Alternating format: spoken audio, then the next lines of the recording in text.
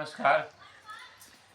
जय भारत, जय संविधान, जय भीम, जय मूल निवासी। ऐ लोगों, हम भारत के लोग कितने सौभाग्यशाली हैं और कितना दुर्भाग्यशाली हैं जिसका हमको एहसास तक नहीं हो पा रहा है।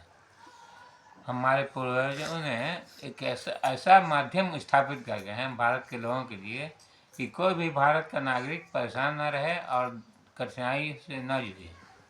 ऐसा मार्ग स्थापित कर गए हैं, लेकिन हम लोग उसका लाभ नहीं उठा पा रहे।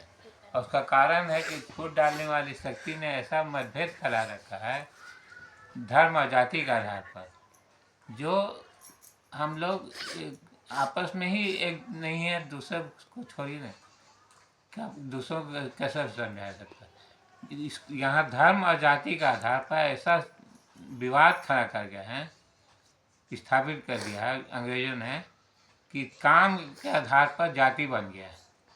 अब हर एक व्यक्ति किसी न किसी काम से या किसी न किसी एक पेशे से जुड़ा हुआ है। अब उसका अलग जात हो गया और अलग जात तो जात हो गया, पहले उसको हीन भावना से ताका जा रहा है। समाज के लोग दूसरे वर्ग जो है उसको गिरी निगाह से ताक रहे हैं, उनको अपनी बराबरी का सम्मान नहीं दे रहे हैं और इसलिए लोग कठिनाइयों से जूझ रहे हैं धर्म जाति के आधार पर। फिर भी यदि हम अपने सभी मतभेदों को भुलाकर कम से आपस में एक हो जाए, जितने धर्म और जाति के लोग हैं सब अपने हितों की रक्षा के लिए एक आपस में एकजुट बन जाए, एकता के सूत्र में जुड़ करके एक ऐसा संगठन स्थापित करें जो गैर राजनीतिक हो और है तो राजनीतिक ही, लेकिन गैर राजनीतिक मतलब राजनेताओं से उसका कोई संपर्क ना हो। एक ऐसा संस्था स्थापित करें धर्म भाषा संस्कार और सभ्यता के आधार पर कि सभी जाति के लोग अपने धर्म भाषा संस्कार और सभ्यता से जुड़े रहकर एक संगठन बनाए, धर्म भाषा संस्कार और सभ्यता राष्ट्र जागृति मंच, जो संविधान और लोकतंत्र के माध्यम पर पूरी तरह चलते रहकर अपने देश के निवासियों के हितों के रक्षक बना रहे, जिससे किसी भी नागरिक को असुविधा का एहसास तक न होना पाए। तो भारत एक ऐसा देश है, यहाँ नौकरी चाकरी खेती बाड़ी सब हर चीज़ है, लेकिन हम कर नहीं पा रहे हैं। कुछ न कुछ ऐसा बाधा उत्पन्न होता रहता है जो हमारे नागरिकों को गरीबी के दलदल में धंसाते रहने का उपयोग किया जा रहा है। तो एक संगठन स्थापित करना होगा, धर्म भाषा संस्कार सभ्यता सुरक्षा राष्ट्र सुरक्षा समिति, इस तरह के नाम से एक संगठन स्थापित करना होगा और जितने गैर राजनीतिक हर धर्म और जाति के लोगों को उसका मेंबर बनाना होगा कि अपने संगठन से जुड़ें और उसको शक्तिशाली बनाएं और इलेक्शन में इसको वोट देकर सरकार के शासक पदों को पहुँचाएं, जिससे चुनी हुई सरकार जो है अपने देश के नागरिकों के हितों की रक्षा कर सके। और भारत में एक संस्था समिति ने एक ऐसा माध्यम अपना गए हैं ब्रिटिश शासकों ने कि जमीन तो बहुत है भारत में, अभी भी कोई शहर कोई नगर कोई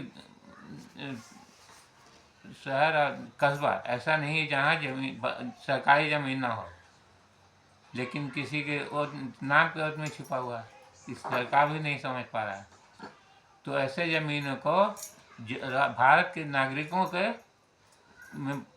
बीच बांट दिया जाए। कोई भी नागरिक ऐसा ना रहे जो उसका अपना घर ना हो।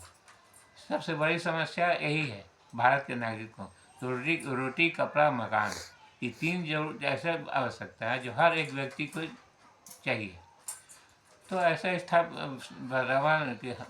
बनाया जाए कि ज़मीन जो है जिनके पास अपना घर नहीं है, जो किराए में जीविका चला रहे हैं, उन लोगों को बांट करके हर नागरिकों को अपना घर दिया जा सकता है। ज़मीन तो उनको दिया ही जा सकता है, मकान तो बनाए या सरकार सहयोग करे, किसी भी तरह से अगर सरकार चाहेगी तो हो सकता है, और सरकार तो चाहेगी नहीं ऐसा, इसलिए सरकार अपना बनाना पड़ेगा। इसके लिए मुस्लिम, दलित, मुस्लिम, आदिवासी और पिछड़े वर्ग एकजुट होकर के एक संगठन स्थापित करें, धर्म, भाषा, संस्कार, सभ्यता, राष्ट्र सुरक्षा समिति। इसके मंच के माध्यम से इस काम को अगर करने चाहें तो कर सकते हैं।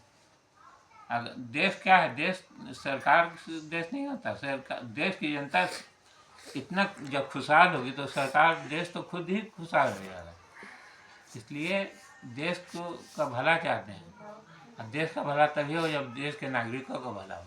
तो नागरिकों के हितों की रक्षा के लिए ऐसा योजना तैयार करना पड़ेगा जिससे लोग चैन और सुकून के वातावरण में पलते रहें और फूट के जहर को उखाड़ फेंकें। नफरत का जो माहौल बन गया है, ये भारत के लिए, भारत के निवासियों के लिए सबसे बड़ा खतरा है। इस जहर को मिटाना ही पड़ेगा भारत के भीतर से, तभी भारत भारत बन सकेगा। क्योंकि यहाँ के नागरिक ईमानदार भी हैं और मेहनती भी हैं। इसका अगर सरकार चाहे तो हर छोटा मोटा जितना भी उत्पादन हो रहा है, अगर भारत में स्थापित खोल लिया जाए कारखाना, तो काम भी मिलेगा और भारत एक्सपोर्ट करने लगा दूसरे देशों को। लेकिन ऐसा करेगा तभी नहीं।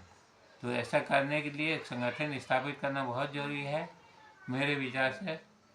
अब आप लोग ज्ञानी हैं जो जैसा ठीक है। मेरा नाम मोहम्मद अब्दुल रहमान हुआ, फिर कभी।